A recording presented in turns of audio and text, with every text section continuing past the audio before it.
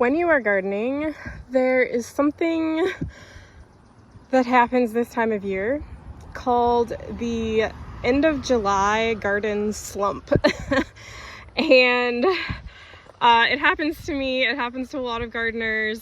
I've been talking to a few gardeners recently who expressed this very same feeling of being a little bit just feeling kind of done with their garden, or discouraged, or just not super thrilled with or loving and enjoying their garden right now. And that is okay. Sometimes that happens, especially this time of year. It tends to be really hot and dry, making it less enjoyable to work in your garden. There's lots of bugs, and there can be mosquitoes, so even when it cools down at night, mosquitoes are making it less than enjoyable. Perhaps you're having to do more watering, maybe weeds have taken over. I know for me, I have had a few crop failures, or not even failures, just things that didn't quite go as planned, and so I have extra empty space in my garden right now, and a few things that like I just had to put a ton of lettuce in the compost pile because it bolted. And we've been getting a few cherry tomatoes, which is awesome, but we're still waiting on our heirloom slicers, although they are coming along and looking great.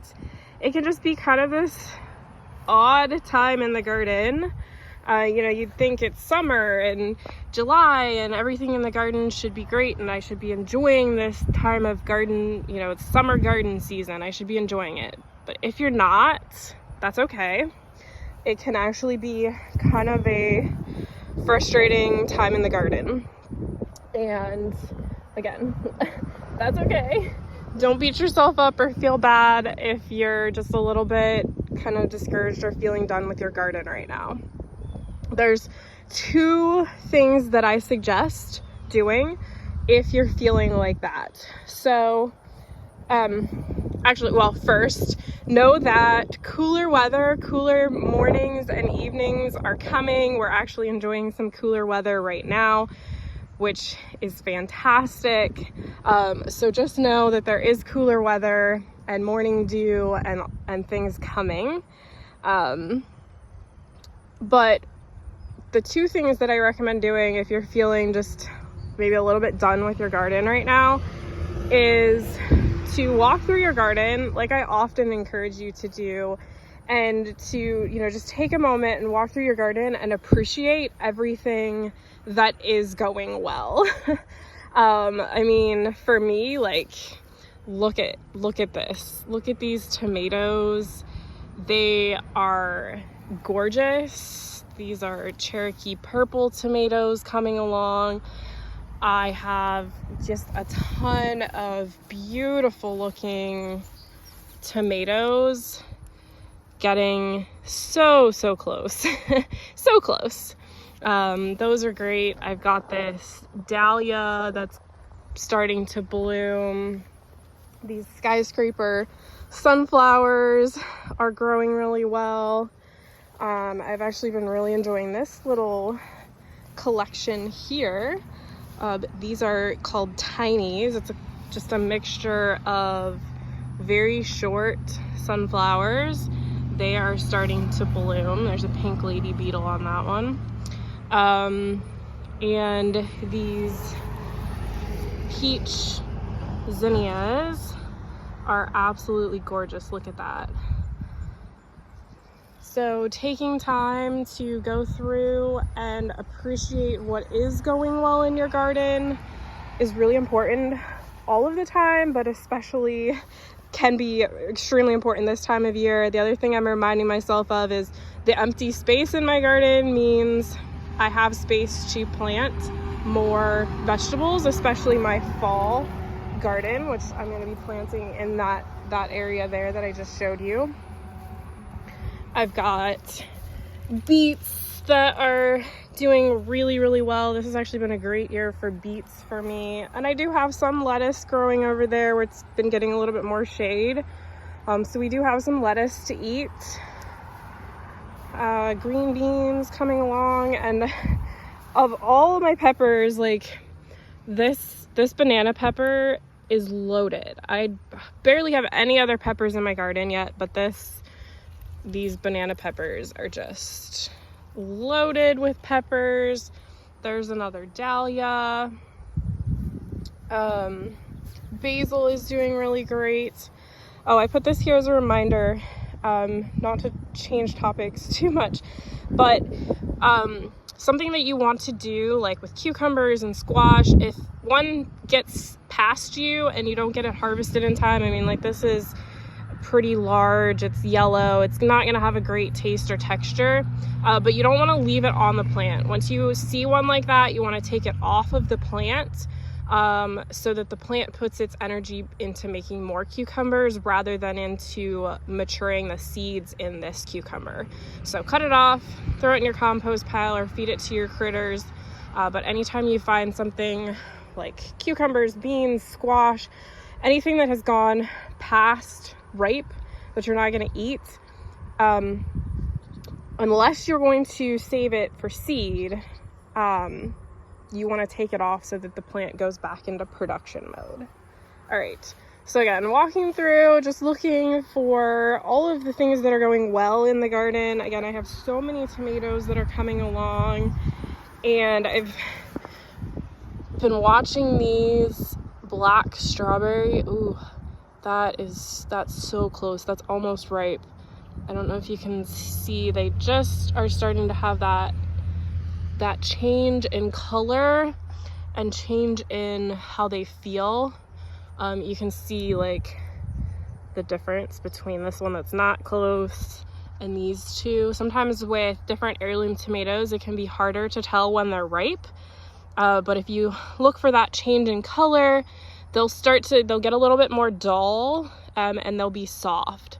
And that's when you know that they're ripe. But those two are really close, which is exciting. These black strawberry tomatoes are just gorgeous. Look at that. They're just beautiful. That's one of the reasons I love growing them, but they also taste amazing too.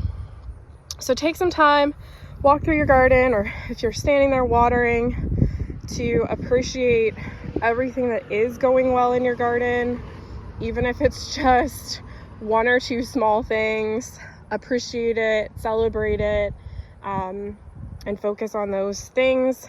And when you do that, then you do get renewed excitement for your garden, especially this time of year. Here's some Matt's wild cherry tomatoes. We've been eating those. They're really good. And over here, this dill, I actually harvested some to make pickles with, but these could be harvested to use as flavoring, or to store and use as seed next year. So this dill, as you know, it's brown like this, that's a good time to harvest it, because you know that the seeds are mature and viable, and they would be, you know, something you could plant next year. So I'm going to come through and harvest these pretty soon. And over here, I've got this fish pepper. It's not really, oh, there's one pepper so far. Oh, there's another one. They're coming, but it's just a beautiful variegated pepper plant. So there's still a lot of amazing, beautiful, wonderful things to enjoy in the garden, and I'm looking forward to a little bit of the cooler weather. The other thing I encourage you to do, again, if you're feeling a little bit discouraged with your garden, is to plant a fall garden. And I know it can seem like, you know, I'm frustrated with my garden, or I'm done with my garden, or I'm overwhelmed right now. The last thing I want to do is plant more plants. But do this for yourself. Plant them anyway. Fall gardening is cooler. Once we actually get to fall, there are fewer pests, fewer bugs, and in my experience, I've just found it's so much more enjoyable And often, you know, you're out here in September and early October, the weather's beautiful, you're harvesting tomatoes and peppers, and you're still harvesting fall squash, but you're still harvesting summer crops, but you're also starting to harvest fall crops. Things like lettuce and spinach are going to start growing and thriving again, and fall brassicas, things that love cooler weather, they're going to start really thriving and growing, and you will enjoy your garden again. So trust me on that and give it a try. A few things that you can do to prep for a successful fall garden. If you're having trouble with weeds, you know, go through and get the weeds cleared out.